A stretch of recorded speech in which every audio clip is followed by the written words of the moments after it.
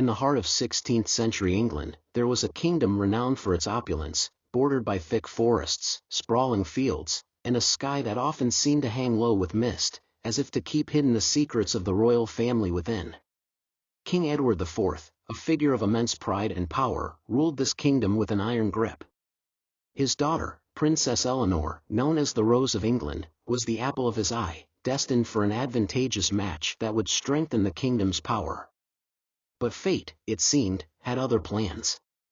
One early morning, dressed in a gown of pale lavender silk, Eleanor escaped her stifling palace for a rare moment of freedom. She wandered through the town disguised as a commoner, her golden hair hidden beneath a simple gray hood. Her keen blue eyes were bright with excitement as she felt the hum of life beyond the castle walls. While passing through the marketplace, she saw a man who caught her attention.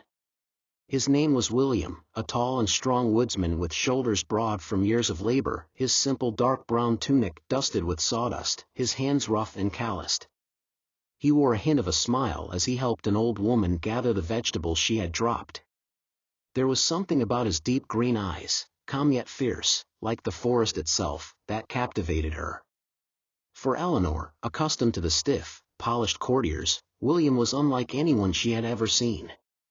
Days passed, and Eleanor returned to the village whenever she could. With each visit, she found herself drawn more deeply into William's world. They would meet by the edge of the forest, where he showed her hidden paths and secret glades no noble had ever seen.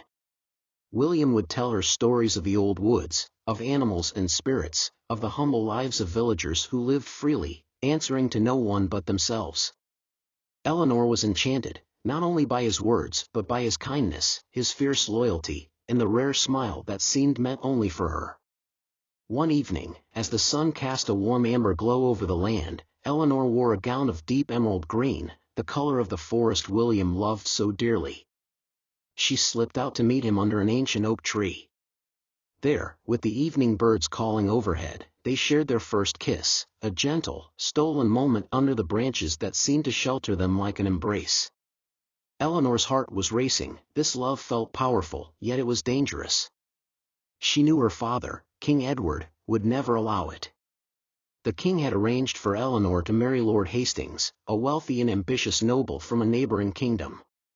Hastings was a cold man with a silver tongue, quick to offer flattery but never a true smile. Eleanor's heart sank at the thought of a future with him. Yet, knowing the weight of duty, she tried to convince herself it was her fate.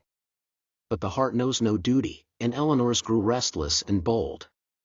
She continued to meet William in secret, and soon, their love became undeniable, a fire that no rule or royal command could douse. They dreamed of running away together, of a life where titles and riches mattered little, where they could be free. News of Eleanor's absences reached the king. He grew suspicious and sent his guards to spy on her. When he learned that his precious daughter, the princess, had fallen for a mere woodsman, he was furious. Summoning Eleanor to the grand hall, he wore his finest scarlet robe, a symbol of his power and wealth, trimmed with gold embroidery. His face, usually composed, was twisted with anger. "Do you know what you've done?" he thundered, his voice echoing against the cold stone walls. "You have shamed this family, thrown away the honor of our house for a man with dirt under his nails." Eleanor stood before him in defiance, dressed in a gown of white silk that seemed almost to glow, a silent symbol of her innocence. "Father," she said, her voice trembling yet firm, "William is the truest man I have ever known. He is kind, loyal, and he loves me for who I am, not for a crown or a title." But the king was unyielding. He forbade her from ever seeing William again and commanded his guards to imprison the woodsman until he could be dealt with. Eleanor cried out, pleading with her father, but he turned away, his mind set. That night, William was taken to the dungeon, the iron shackles biting into his wrists. Desperate, Eleanor decided she could no longer bear the life of royalty if it meant losing William. She donned a black cloak, slipping through the castle's hidden corridors until she found the dungeon's entrance. As she unlocked his cell, William looked up at her, a mixture of hope and despair in his eyes. "Are you sure?" he asked, his voice barely a whisper. "With all my heart," Eleanor replied, tears glistening in her eyes. They fled together, taking only what they could carry and disappearing into the night, bound for a life where they would be free of the king's wrath. They traveled north, settling in a remote village where no one knew their names. Eleanor traded her fine gowns for simple woolen dresses, and William continued his work as a woodsman, his hands crafting a small, sturdy home where they lived quietly, finding joy in the simplicity of their love. But the king did not rest. Furious at what he saw as betrayal, he sent soldiers to search for his daughter, promising wealth to any man who could bring her back. For years, Eleanor and William lived in hiding, moving from village to village, evading capture at every turn.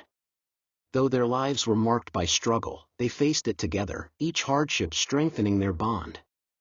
Finally, after years of separation, the king grew old and frail, his anger having consumed him. He relented, and on his deathbed, he sent word across the land, pardoning Eleanor and William, offering them a chance to return to the kingdom.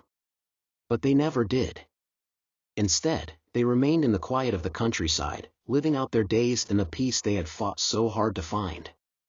The villagers spoke of them as the Rose and the Oak, two lovers who had defied the forces that sought to keep them apart and had planted roots too deep to ever be torn asunder. And when Eleanor and William passed, they were buried beneath an ancient oak tree, its roots entwining around them as if to guard their love for eternity. Their story lived on in whispered tales, a legend of a princess and her woodsman, whose love was stronger than any crown, and whose hearts, like the oak and the rose, grew ever stronger together, year after year, even as the world changed around them.